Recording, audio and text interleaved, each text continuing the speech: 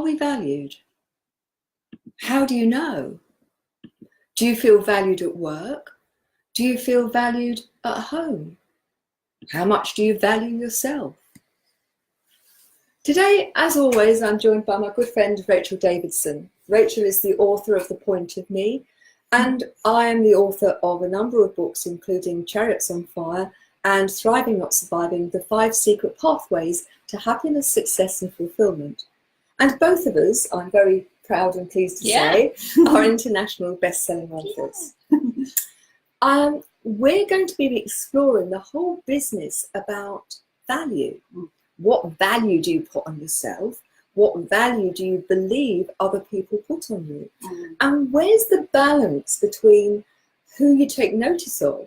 Whether for you, you're only valued if it's other people who value you, or whether valuing yourself carries more weight.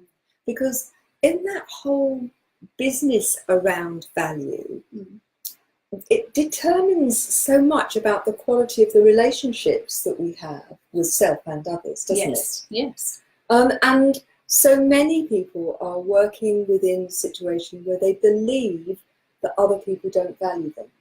So for me, it's a two-way thing. It's about how do you value yourself, and how do you demonstrate that you value other people? Yes.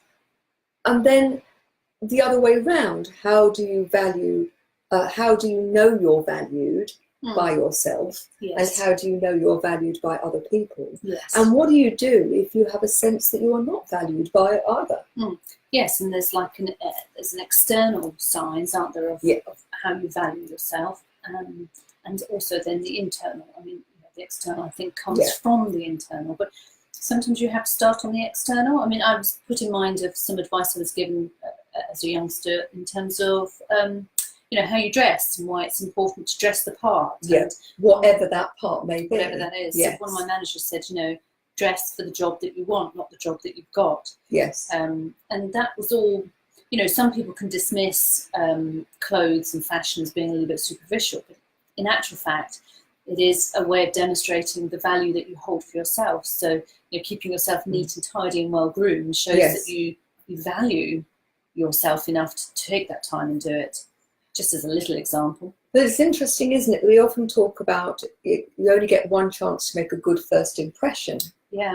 And depending on which group you're talking about, will determine what constitutes making a good first impression.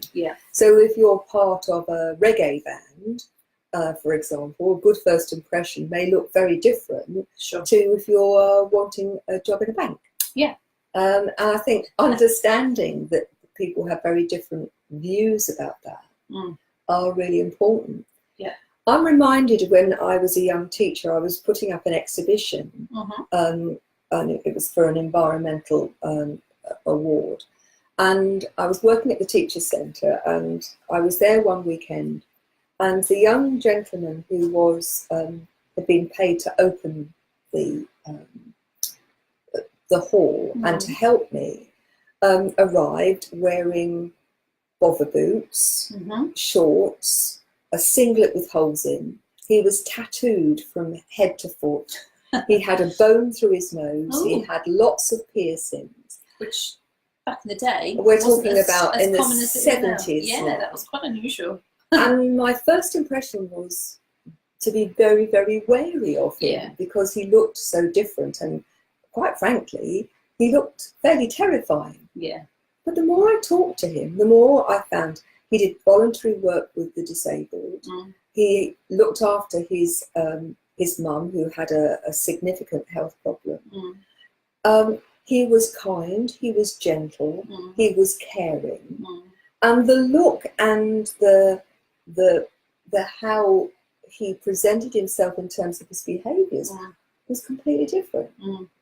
You could argue, see, that he valued himself and his internal he didn't care, values. Actually, what other people thought. He had done these things to please him. He dressed authentically, and so therefore, actually, you could argue he valued himself very highly, to be courageous, to do something quite unusual in those days, wasn't it? To dress and be tattooed like that. And what it taught me is how easy it is to be judgmental. about what we see, and to take the time not to make value judgments about how people look or how people speak or, you know, where they are from. And I'm not talking about geographical necessarily. No. It could be geography, it could be in terms of their status or whatever. Yes. And I'm very grateful to that young man because he taught me very early on in my adult life a very, very big lesson. Well, as authors, we're both very sensitive to the fact that people do judge a book by its cover. Don't they just? And the heartache that we put into those cover designs. Yeah. So yes, it's a very natural human instinct, behaviour, isn't it? To make judgments based on appearances.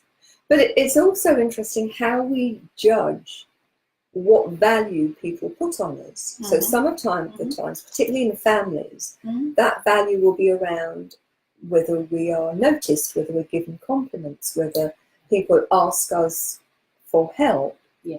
In a work context, I think there's another dimension because it's often based on how much we're paid.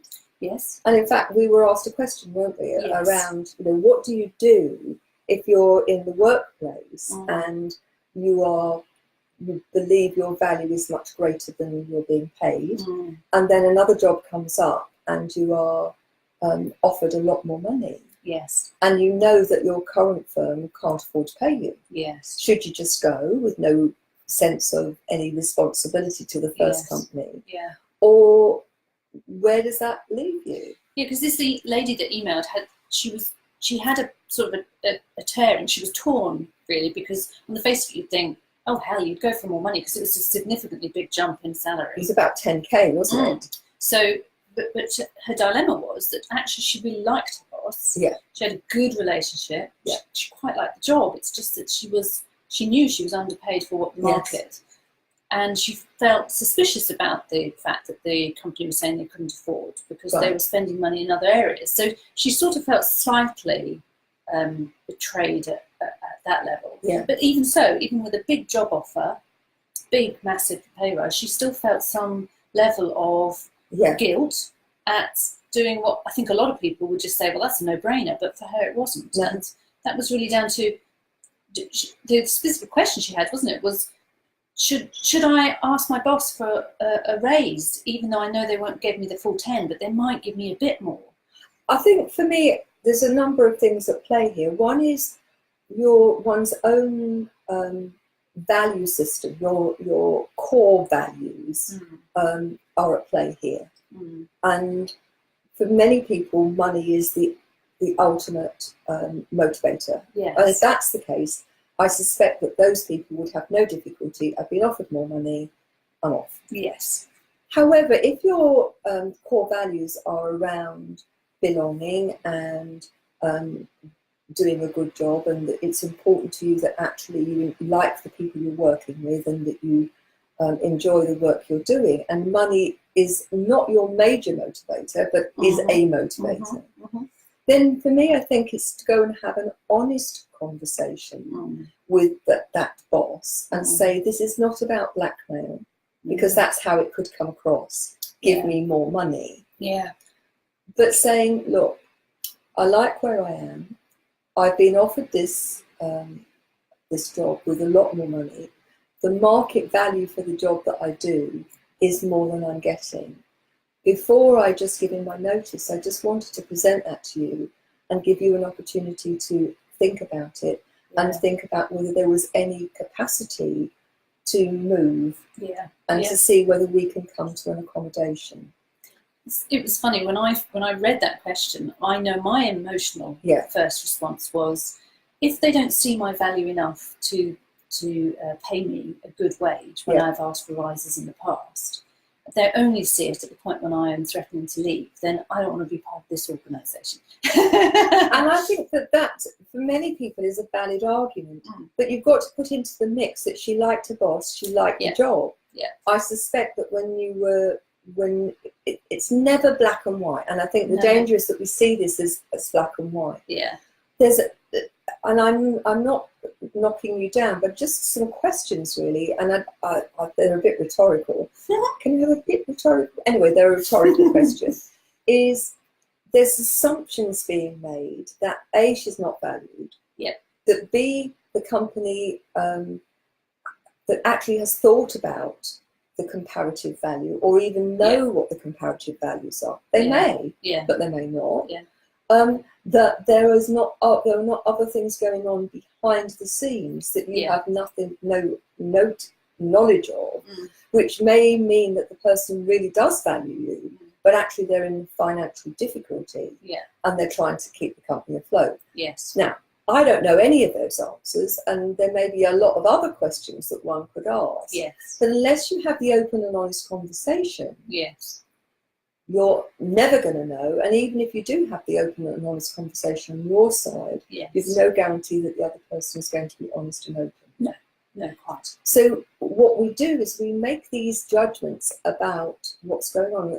The judgments and the value we put on ourselves, we're doing it in terms of every aspect of our lives.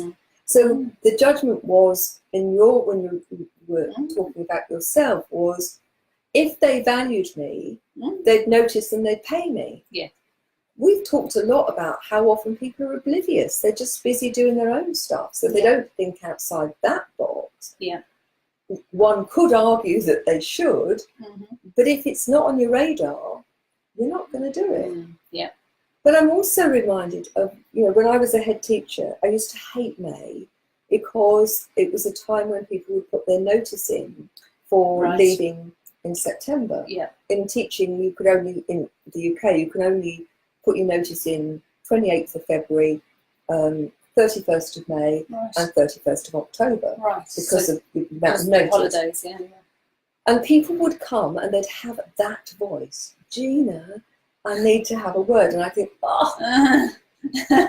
and in this particular month, I had 5 in a week. Wow. And the problem for me was that we had a very poor budget, and that we did a lot of work in the first 3 years. So people were ready for promotion. Yes. And other people loved the teachers that we'd grown. Yes. So they'd get it. Yeah. And so I had this constant fighting to keep the experience that we developed. Yes. So I said to the 5 individually, go and have a look at the job. Have a look and see what they're going to offer you and the opportunities to develop and value your development and you as a person. Yeah. But in those days, the promotion was worth about £590 some. Okay. Quite a lot of money in those days, but not these days. And I said, if you think that the value of what you'll get in the other school, in monetary value, is not matched by what I will give you in terms of a promise that I will provide you with a training program, which would mean that you will be, in 2 years, you'll be ready for the next step. Yeah. Then go with my blessing and I'll give you a great testimony. Yeah. Yeah. All 5 stayed. 2 became deputies. Fabulous, yeah. 2 became heads. Yeah. And 1 was a senior teacher. Yeah. And 3 of them did that in my school. Yeah, and that really summarises the point about the word value, doesn't it? Because often people will hear the word value and think about cheapness. Yes. But actually, no, it doesn't mean that, does it? Yeah. It means all of the things that are valuable to you. Yeah. So, that they resonate with core values that you hold inside yourself. That, absolutely. That they're meaningful, that they lead somewhere ultimately that might actually end up in financial reward or so on. For me, I think part of if you feel valued within a circumstance, it has the capacity to fill you up. Yes. If you feel devalued or not valued in a situation, then it tends to deplete you. Yes. It makes you feel horrible. And so I think that for me, value is not just about money. It's about, do people recognise my contribution? Now, I have to add a caveat. If you're being paid peanuts and you can't afford to live, or if you think that you are being used and abused, that's very different. But that comes in, if that was going on, you would not feel filled up. Yes. You would feel devalued. Exactly, yes. But again, I keep coming back to what value do you put on yourself? And Yes. It's not about, I put a value that I'm worth 70k, 80k a year. It's the what value do you put on yourself as a human being? You know, are you confident about yourself? Do you like yourself? Do you love yourself? People who don't value themselves, they tend not to look after themselves. I had another good example recently, actually, of somebody pointing out to me an area, a behaviour that goes on in my family where they are not valuing my contribution and that perhaps I ought to value myself a bit more and request that they acknowledge it in whatever way they feel comfortable to do it. And it's basically my son who sits down for his food, will more often than not complain about what's on his plate, but never says thank you. He never gets up from turn and says thanks for the dinner, Mum, thanks for this. And it's part of a big wider context, but as a little bit of behaviour. And I realised that actually I was so used to it that I'd forgotten to even expect just a simple thank you. And just to be clear, I'm not expecting to grovel or go overboard. No. Just an acknowledgement. I've taken some time, I've provided some food. He may not have liked it. It probably wasn't McDonald's chicken McNuggets, so he doesn't like it as much. But even so, the act of, oh, I've been fed, thank you very much. I think the power of thank you is so profound. Yeah. I think there's again, whenever we talk, there's so many levels to talk about, aren't there? And I would urge anybody who is taking part in this, recognise the power of thank you, and recognise that it's important to acknowledge other people's contributions, and not to think, oh, I haven't said thank you for a while, I'll say thank you, but actually to notice. And for me, particularly those people who are behind the scenes, the people who keep your place clean, the people who service what you do, saying thank you. But I wonder whether it would be worth, with your son, for example, all sitting down to dinner and putting out plates for the others and handing him an empty plate and saying to him, I don't think you ever enjoy or appreciate what's going on, so perhaps it would be better not to bother.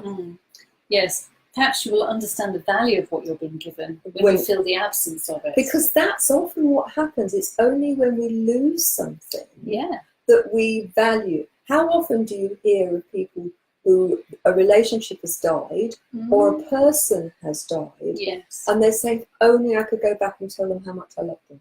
If only I could say to them, you were special to me. Yes. And why don't we do it when the relationship is live and the person is alive? Yes. And I would urge, again, everybody, tell people that you appreciate them, that you care about them, that you love them, and tell them often.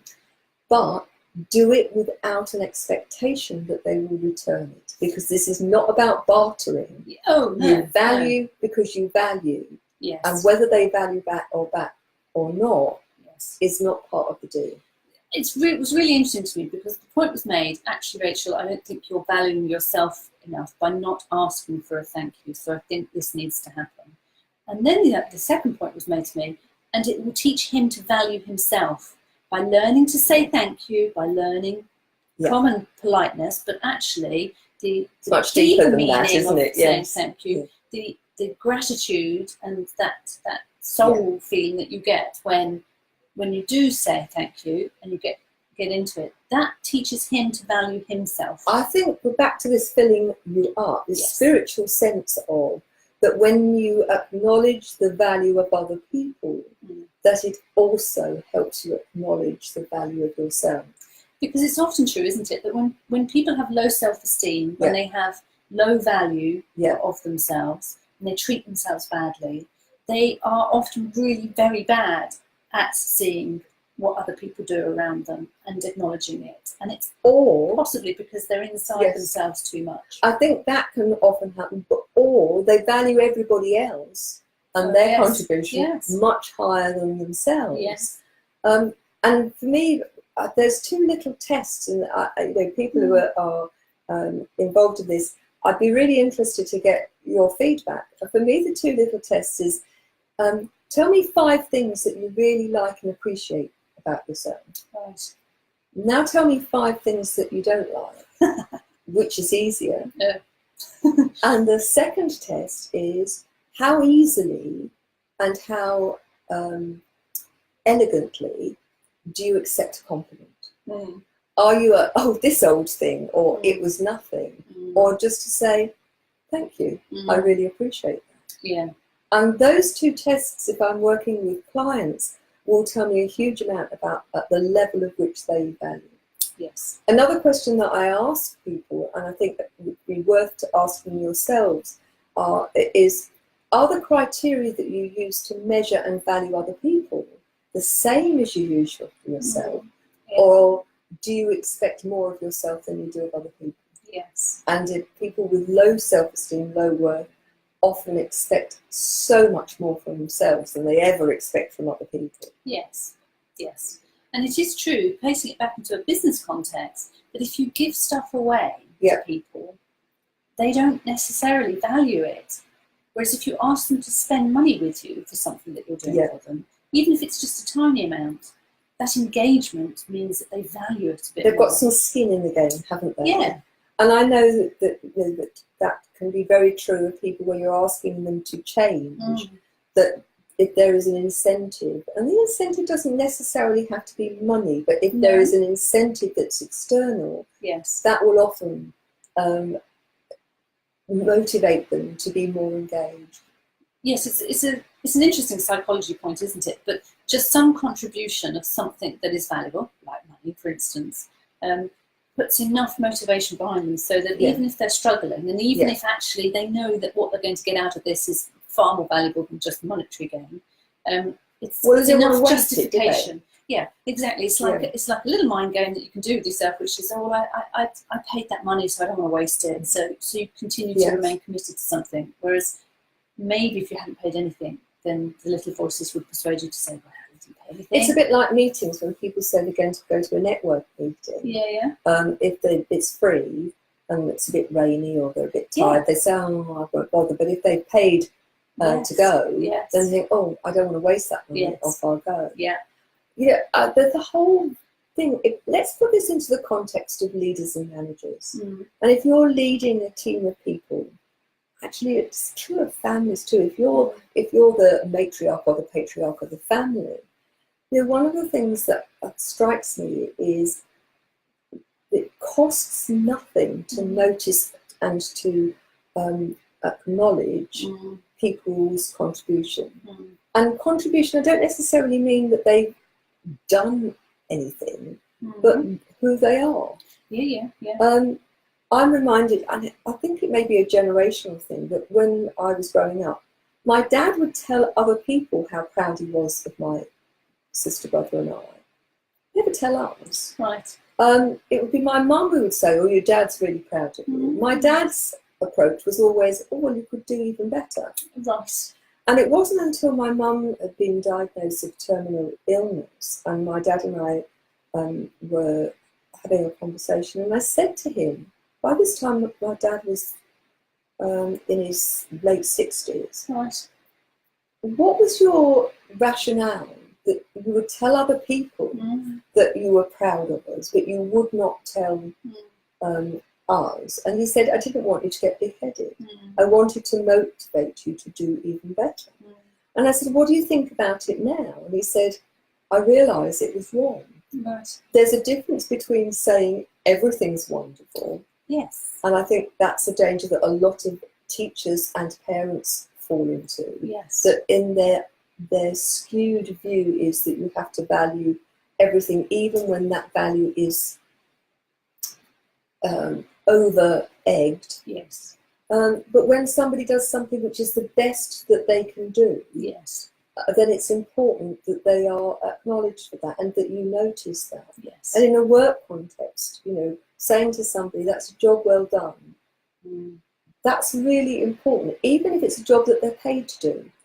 Because some people think that, well, you're paid to do it, it's your job. Yeah. Why would I need to tell you that it's well done?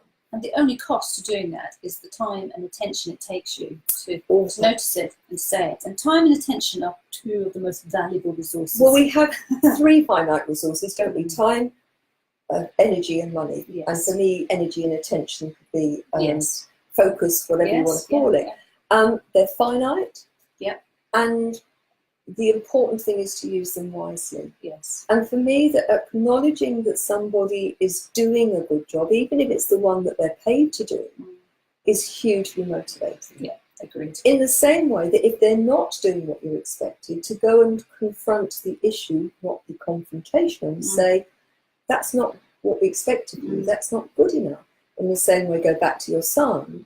You know, the fact that you have a meal, that you are fed, and that there is no acknowledgement of that is actually not doing you a service, and it certainly isn't doing me a service.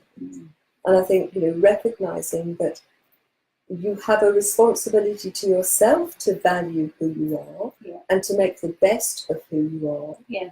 And you also have a responsibility for those people around you to acknowledge and value who they are. Yes. And if they have made a positive contribution, to recognise that. Yes.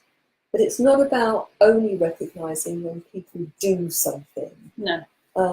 But just that you appreciate them as a person. Absolutely. Yeah. Now, if you'd like to know more, there's lots of stuff on the website, genuinely-you.com. There are over 50 podcasts looking at all sorts of themes. There are videos, and you can download a free digital download of Thriving Not Surviving, the 5 Secret Pathways to Happiness, Success and Fulfillment. Thank you so much for joining Rachel and I today. All our books are available on Amazon, and we look forward to seeing you in the future. So thanks again. Do let